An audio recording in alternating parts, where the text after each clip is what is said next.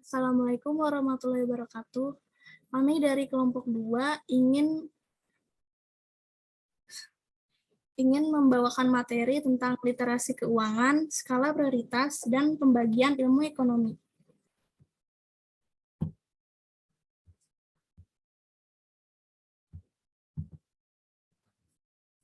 Anggota kelompok 2 yaitu 1. Nabila Ferdian, 2. Giska Cecilia Putri, 3. Imelda Anindya Wahdah, 4. Adinda Sawara Madani, 5. Ferdiansyah, 6. Rizky Adiputra.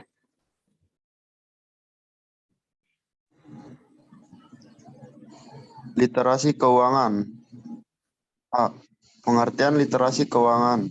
Literasi keuangan adalah pengetahuan dan keterampilan masyarakat terkait finansial agar mampu mengelola dan memanfaatkan keuangan secara maksimal. Sedangkan pengertian literasi keuangan menurut OJK yaitu ilmu, keahlian, dan keyakinan yang mempengaruhi tingkah laku manusia sebagai bentuk meningkatkan kualitas pengelolaan keuangan dan pengambilan keputusan sehingga tercapainya kesejahteraan hidup.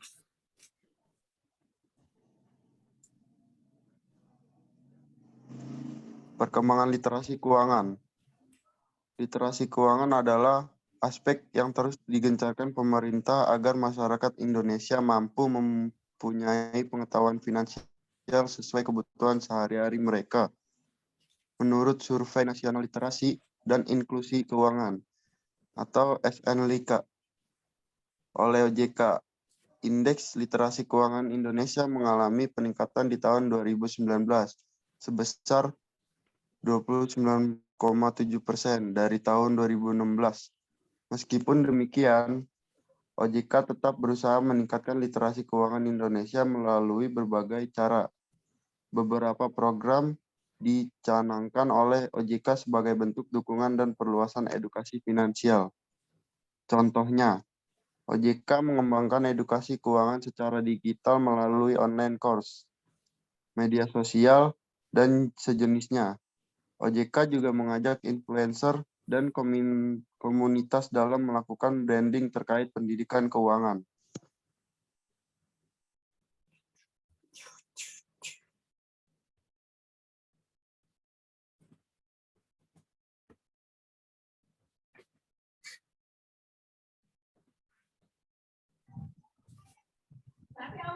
C. Indikator literasi keuangan. Well literate. Suatu masyarakat dapat disebut sebagai well literate jika mempunyai pengetahuan informasi dan keyakinan terhadap produk dan lembaga keuangan, mulai dari fitur layanan, manfaat, risiko, hak, dan kewajiban. Selain itu, masyarakat well literate juga punya keterampilan dalam memakai produk dan jasa keuangan. 2. Sufficient literate. Ketika masyarakat memiliki pengetahuan dan percaya terhadap produk dan lembaga jasa keuangan dari seluruh aspek, tetapi kecakapan atau keahlian dalam menggunakannya masih minim.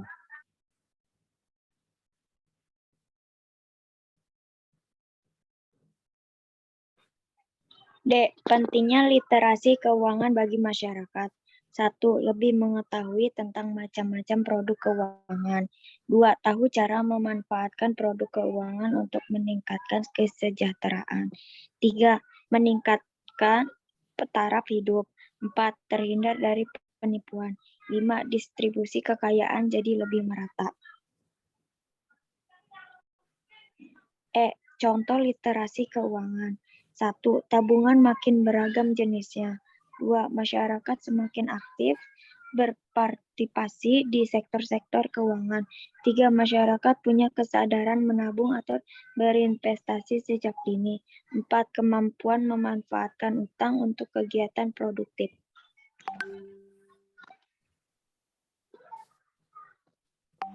Dua. Skala prioritas. A. Pengertian skala prioritas. Skala prioritas kebutuhan adalah daftar kebutuhan seseorang mulai dari yang terpenting hingga yang dapat ditunda dalam pemenuhannya. Skala prioritas kebutuhan dapat diterapkan untuk mengelola keuangan dan juga hal penting lainnya.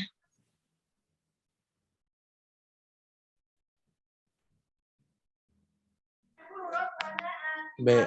Manfaat skala prioritas. 1. Kebutuhan utama terpenuhi. 2. Keuangan lebih terkendali. C. Perencanaan keuangan berjalan lebih baik. 4. Membantu mengukur progres pencapaian tujuan. C. Cara menyusun skala prioritas. 1. Menyusun berdasarkan tingkat urgensi. 2. Menyusunnya sesuai dengan kesempatan yang ada. 3. Menyusun kebutuhan yang sejalan dengan kemampuan. 4. Pikirkan segala pertimbangan. 5. Susun kebutuhan untuk masa depan. D. Contoh skala prioritas. 1. Skala prioritas dalam bekerja. A. Menyelesaikan pekerjaan rutin. B. Menyelesaikan pekerjaan khusus. C. Bekerja sama dengan divisi lain. D. Membuat resume pekerjaan. E. Makan dan beristirahat. 2. Skala prioritas dalam kuliah. A. Biaya kos. B. Biaya makan. C. Biaya buku dan kebutuhan perlengkapan kuliah. D. Kebutuhan lainnya. 3. Skala prioritas dalam rumah tangga. A. Membeli makanan pokok. B. Membayar tagihan. C. Biaya akomodasi. D. Tabungan. E. Biaya hiburan dan kebutuhan tidak terduga. 4. Skala prioritas penting dan genting. A. Makanan. B. Biaya pendidikan. C. Pakaian. D. Biaya ganti kompor yang rusak atau alat utama untuk memenuhi kebutuhan utama. 5. Skala prioritas tidak penting dan tidak genting. A. Ganti mobil baru. B. Ganti HP terbaru. C. Liburan keluar kota.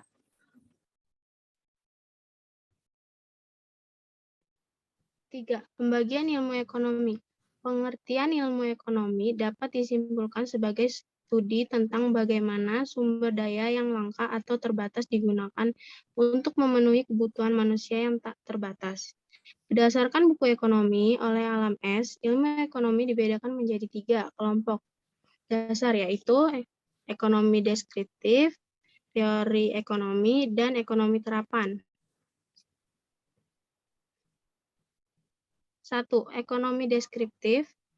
Ekonomi deskriptif mengumpulkan informasi faktual terkait masalah ekonomi.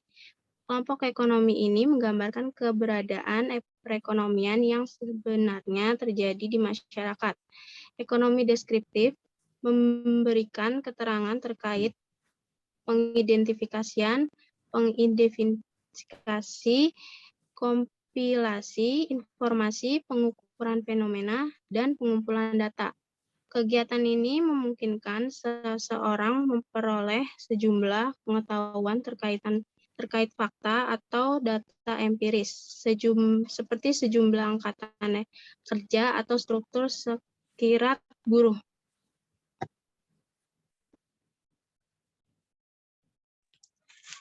Dua, teori ekonomi. Teori ekonomi berusaha menggeneralisasi data-data ekonomi dan memberikan interpretasi atas data tersebut. Studi ini merupakan kumpulan asas atau hukum ekonomi yang digunakan sebagai dasar untuk melaksanakan kebijakan ekonomi. Teori ekonomi terbagi menjadi 2, yakni ekonomi makro dan ekonomi mikro.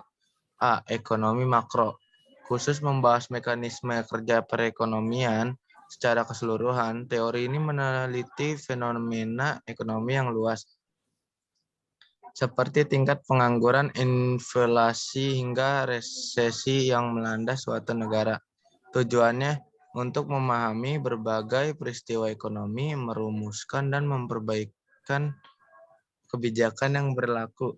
B. Ekonomi mikro merupakan ilmu yang mempelajari perilaku individu dan rumah tangga produksi atau perusahaan dalam membuat keputusan untuk mengalokasikan sumber daya yang terbatas.